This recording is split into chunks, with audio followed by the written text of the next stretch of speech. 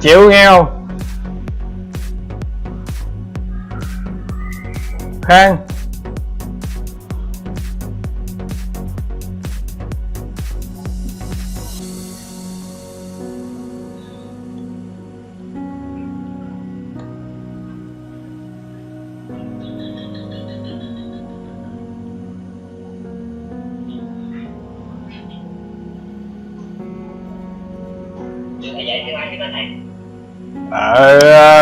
Chiều nay thử lớp C3 trước.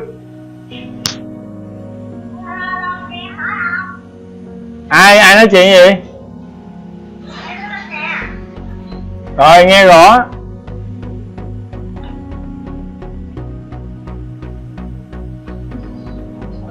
Rồi sang nhau.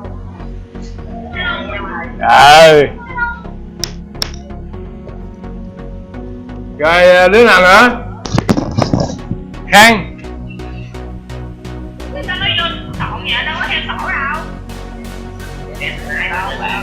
Thì không giờ không theo tổ, bây giờ cứ điểm danh sĩ số. Điểm danh sĩ số đi, học nguyên lớp cho vui.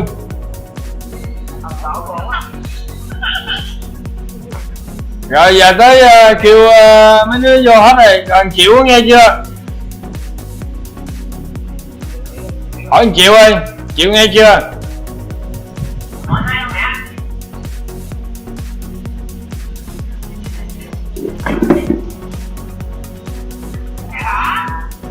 Rồi con gì thằng Khang đâu sao không trả lời tiếng nào cái gì sao biết?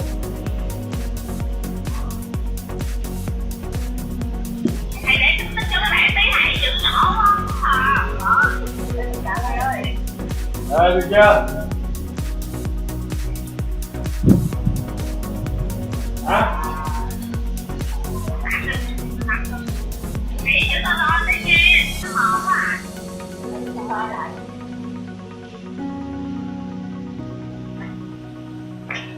Vậy là ok đó.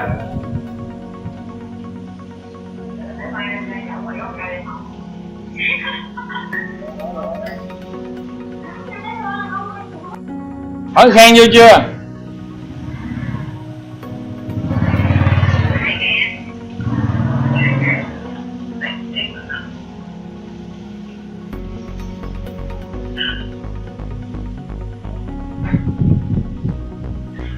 Hỏi Khang vô chưa?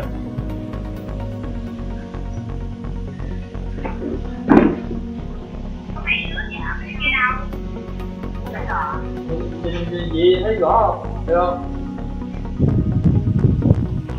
Hả?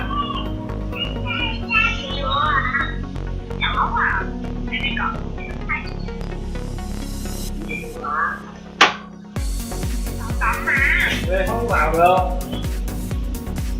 Được không? Được không? Cái này chứ không vào tao viết được không? Tại vì giờ này nó chối quá à, thì ở ngoài sáng nó chối quá à, nhiều quay nó hơi khó. Gì được không? Để nói thầy với để đây với thầy được không? Ở đây được à?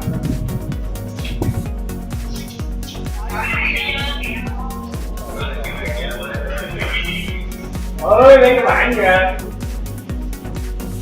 mới đi kiếm cái bảng á, không? Cho thầy biết cái này ra bao nhiêu, kết quả bao nhiêu đó thử nghe.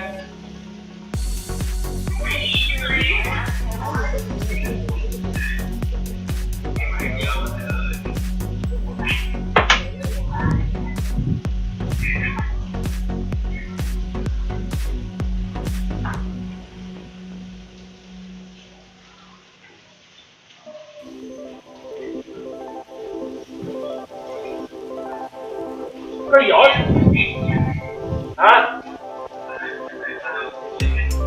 Nửa quả là nó cũ.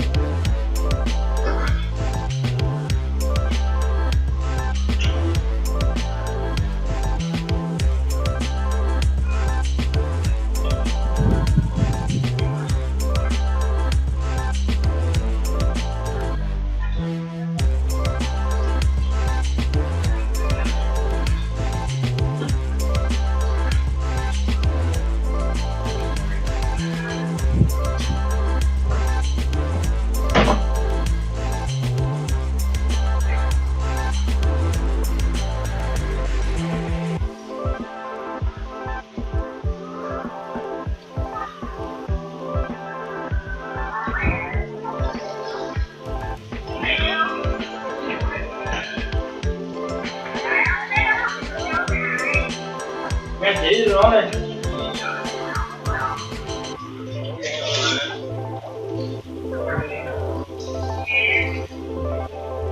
Đây, kết quả bao nhiêu thử rồi. Thấy không?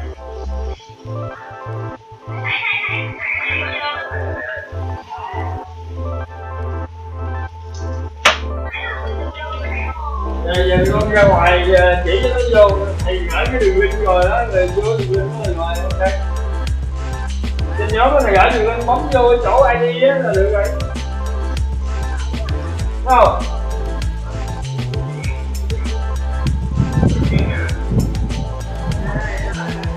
Tối nay rồi lớp C3 nó học trước rồi, người C3 nó học trước rồi.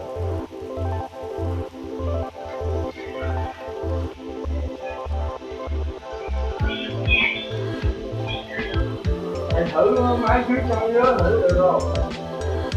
Thấy không? Được rồi ra chỉ các bạn đi.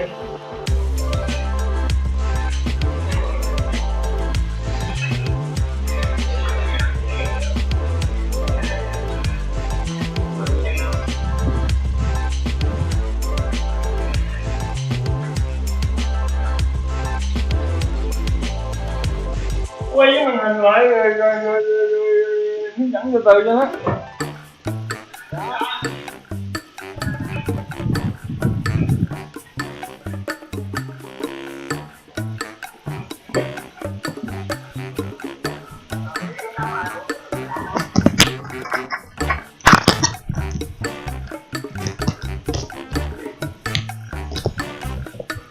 Hello.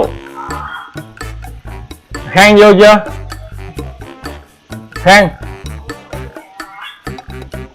Khang Lê vô chưa?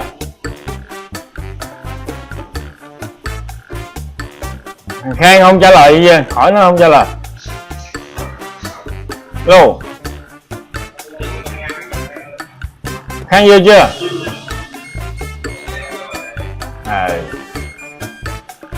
Rồi thằng Triệu.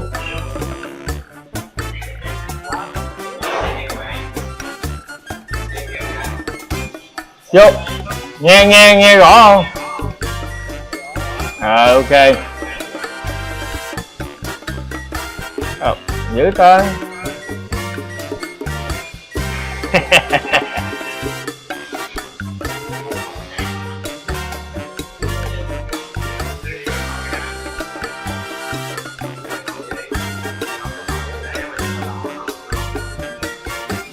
Kêu tôi nói gắn cái tai phone vô là nghe rõ chứ à. Kêu gắn tai phone vô hết rồi được à.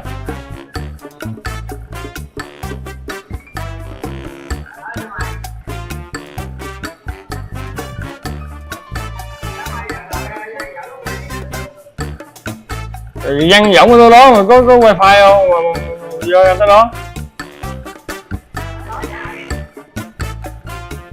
Ngoan đâu, ngoan Phạm nghe chưa? Gắn cái tai phone vô.